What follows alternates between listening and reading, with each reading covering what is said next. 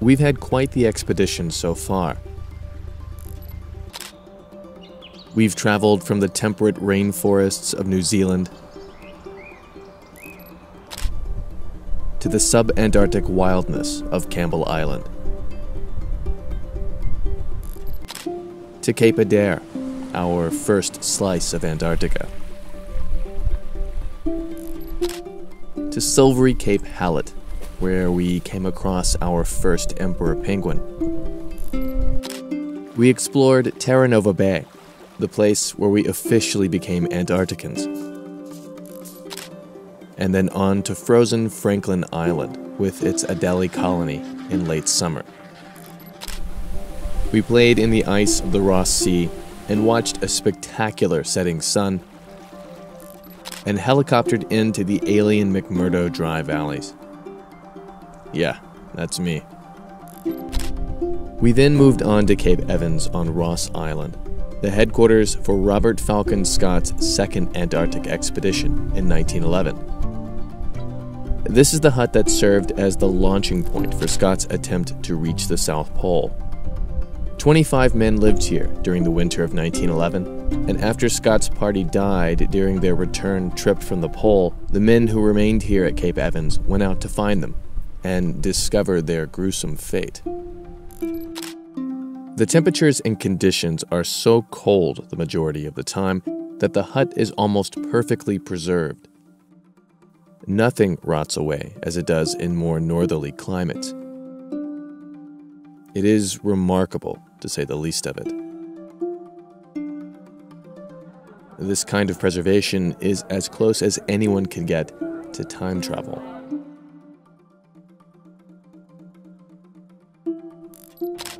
Our next stop was McMurdo Station, the largest human settlement in Antarctica. Here, the staff was very accommodating. Seals and penguins and local biology. We've got a diving component that will dive underneath for various purposes. It sort of depends on the year and what's actually funded by the National Science Foundation. We get from those instruments and actually uplinks them home to the home institutions. And so he can tell when something has died, but he cannot get out to the deep field, to the instrument itself, and actually do any maintenance or repairs. There's nobody else. Nobody here to really There's no helicopters flying. Everything's going good. We have 3 tour groups already out. These guys, this next group are going to go out to Discovery Hut. Oh, very cool. Yeah, I think until we start back up in you guys have the nicest weather day I've seen for a cruise ship in several years.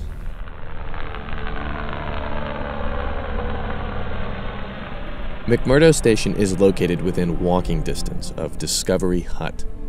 This is the first of Robert Falcon Scott's structures in Antarctica, erected in 1902. Like his later hut at Cape Evans, this place is like a time machine, as much inside is nearly perfectly preserved. It was never used fully as a living space, more of a storehouse. Later expeditions would make use of this building as shelter and as a store for supplies in the intervening years through 1917. The United States officially opened McMurdo Station in 1956, and U.S. personnel dug the hut out of the ice around that time. Today, its preservation is maintained as well as can be expected. McMurdo Station itself is a fascinating place.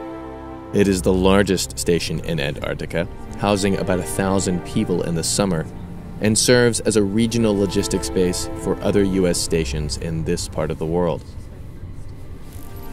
It has the world's most southerly harbor, 3 airfields during most of the year, and serves as a heliport. And McMurdo Station is linked to the South Pole via the McMurdo South Pole Highway, a 995-mile-long road made of compacted snow.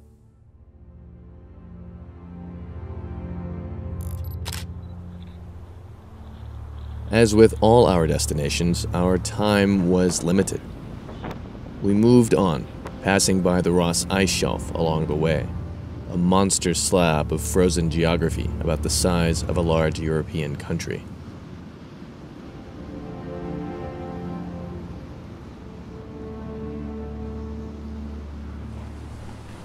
We spent a number of days at sea, traveling through the western Ross Sea and the Amundsen Sea towards a rare and secluded place called Peter I Island. This meant downtime, time to clean gear, time to attend a lecture. Now, I think I know there is a lot of interest in Shackleton's Forgotten Men. I've picked the most difficult time of the trip, probably, to tell you about them. And generally time to just hang out. I love you, and I always will. This isn't pretty. I don't even know. My dancing pants aren't working today. Give me a land ho. This land. Look at this land. The ship even held an auction, for charity, of course. Starting bid is $1,000. Do we have anyone else that would like to take this bottle of whiskey home? And if you actually want to know the individual, I'm not going to say who it is, doesn't drink. And so if you want someone to tonight, take the cork out of this. Even though we were stuck at sea for several days, Antarctica still managed to surprise us. During this leg of the trip, we came across a kaleidoscope of sea ice. Huge office block chunks of ice, jagged oases where penguins and seals took refuge, and everything in between. And the weather was so great that we decided to get in the Zodiacs and play.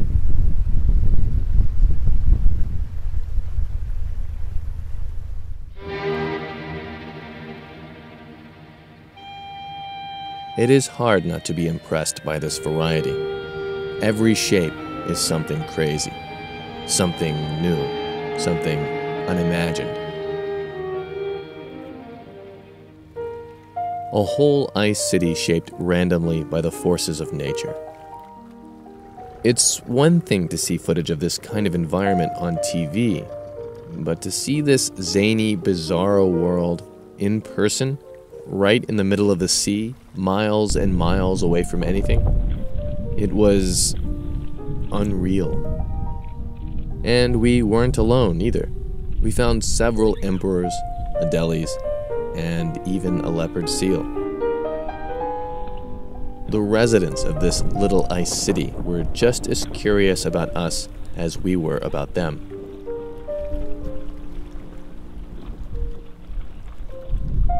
Since we were a terrestrial species, we couldn't really stay out on the water all day. But boy, did we want to.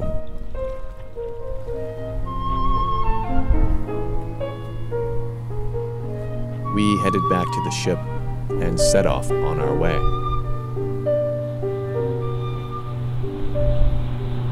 May I ask you to change to port side? What were the other sides? Yes, exactly.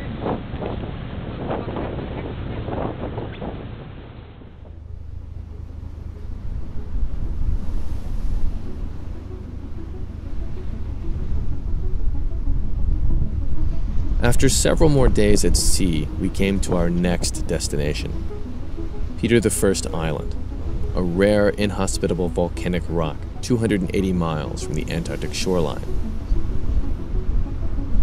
This place isn't very big, maybe 60 square miles in total.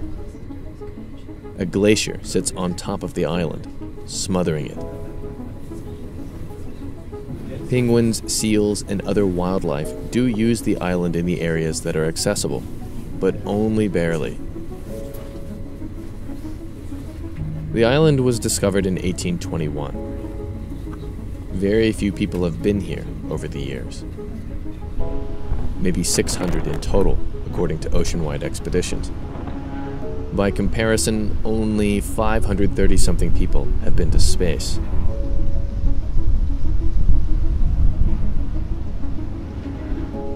We waited to land via helicopter, but the weather was too rough. We next considered a Zodiac tour. Maybe we could at least get close to the island. Alas, the sea was too unsafe. With each little adventure, each little outing off the ship, the central lesson that Antarctica decides your plans is driven home. On this day, Antarctica decided that Peter I Island was to remain undisturbed. So it was.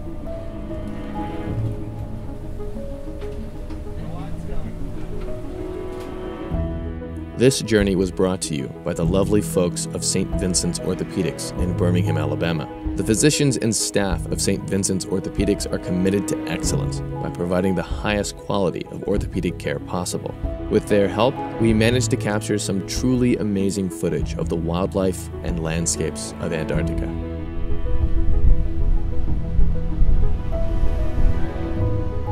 If you'd like to see more, then subscribe. If you'd like to support the channel, or at the very least see more videos at a faster rate, then consider doing so here. Thank you, and we'll see you next time.